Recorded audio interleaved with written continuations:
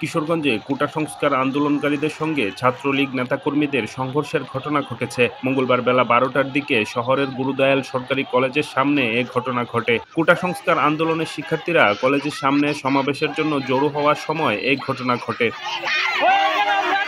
জানা গেছে, হঠাৎ করেই ছাত্রলীগের নেতাকর্মীরা লাঠিসোঁটা নিয়ে আন্দোলনকারী শিক্ষার্থীদের উপর হামলা চালায়। এ সময় তারা ছত্রভঙ্গ হয়ে ক্যাম্পাসের আশেপাশে ছড়িয়ে পড়ে। কিছুক্ষণের মধ্যেই তারা সংগঠিত হয়ে ছাত্রলীগ নেতাকর্মীদের সঙ্গে সংঘর্ষে জড়ায়। পরে কোটা সংস্কার আন্দোলনকারীরা ছাত্রলীগকে ধাওয়া দিয়ে শহরের দিকে নিয়ে যায়।